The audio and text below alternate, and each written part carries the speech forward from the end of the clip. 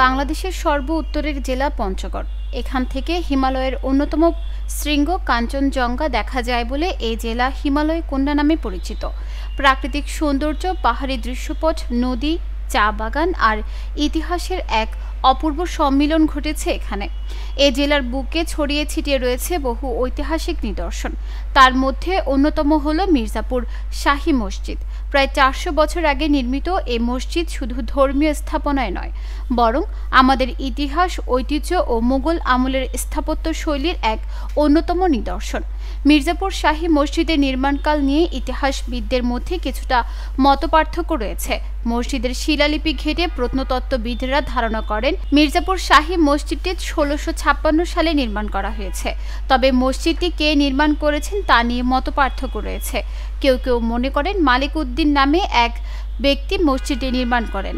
এই মালিক উদ্দিন মির্জাপুর গ্রামও প্রতিষ্ঠা করেন বলে জনশ্রুতি রয়েছে। আবার কেউ কেউ মনে করেন দোস্ত মোহাম্মদ নামে এক জৈনক ব্যক্তি মসজিদটির নির্মাণ কাজ শেষ করেন।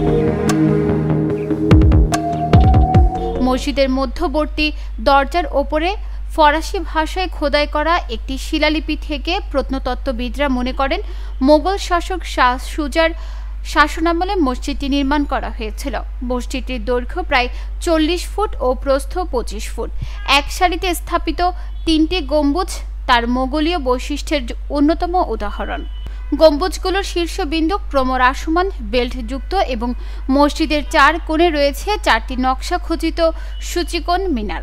এছাড়া সামনের দেয়ালে দরজায় দুই পাশে গম্বুজের সঙ্গে সমন্বয় রেখে নির্মিত হয়েছে আরও ২টি ক্ষুদ্র মিনার। এই মিনারের দেয়াল সংযুক্ত অংশ বর্গাকার।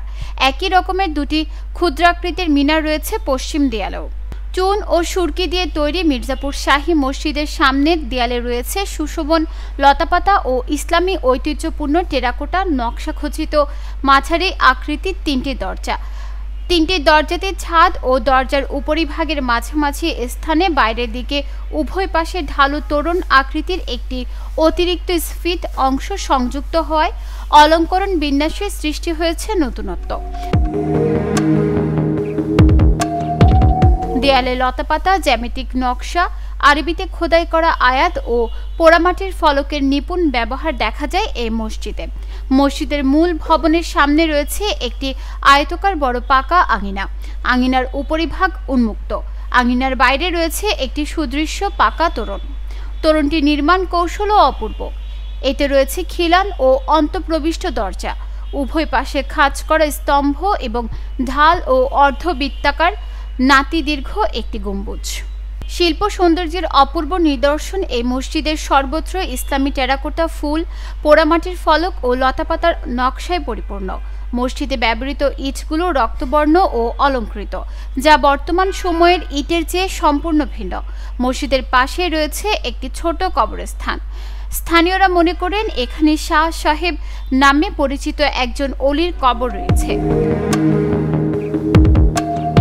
নিউজ ডেস্ক, চট্টগ্রাম সময়।